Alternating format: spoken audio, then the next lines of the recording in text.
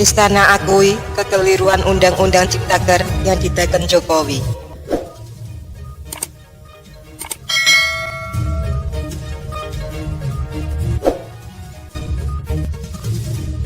Menteri Sekretaris Negara atau Mensesnek Pratikno mengakui kekeliruan pada naskah Omnibus Law Undang-Undang Cipta Kerja yang telah diteken Presiden RI Joko Widodo pada Senin 2 November lalu.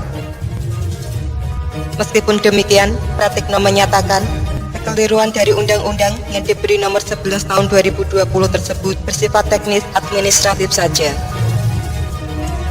Hari ini kita menemukan kekeliruan teknis penulisan dalam Undang-Undang nomor 11 tahun 2020 tentang Cipta Kerja. Namun kekeliruan tersebut bersifat teknis administratif sehingga tidak berpengaruh terhadap implementasi Undang-Undang Cipta Kerja, kata Pratikno Selasa 3 November.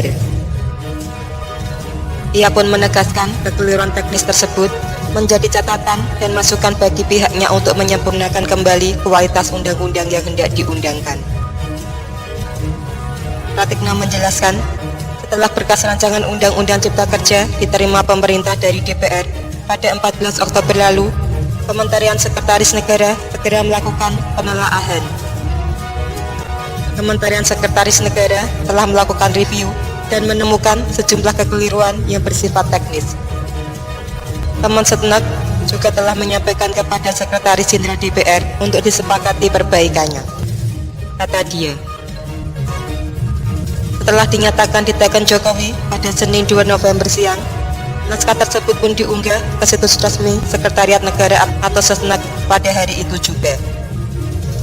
Naskah yang diunggah ke situs resmi Setnek itu berjumlah 1187 halaman, lebih banyak dibandingkan yang disebar DPR pada medio Oktober lalu, yakni 812 halaman.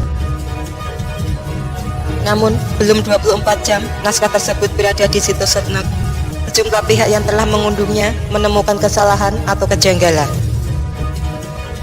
Salah satu yang mencuat pertama adalah kejanggalan pada pasal 6 yang merujuk pada pasal 5.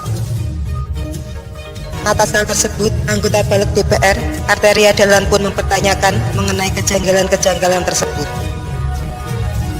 Lebih lanjut, politikus PDIP itu menyatakan meminta agar pemerintah mengembalikan naskah Undang-Undang Ciptaker ke balik DPR.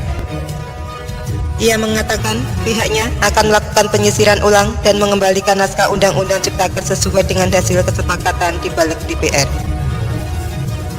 Di satu sisi, pakar hukum tata negara Bivitri Susanti menuturkan kejanggalan pasal ini bisa dibawa ke MK sebagai bukti ketidakseriusan pemerintah menggarap Undang-Undang Ciptaker. Ini menjadi bahan tambahan alasan layak dibatalkan menggugurkan semua Undang-Undang Ciptaker. Salah satu pasal ini enggak bisa dilaksanakan, katanya. Bivitri menilai kejanggalan pasal ini bentuk pembahasan undang-undang yang asal-asalan oleh pemerintah.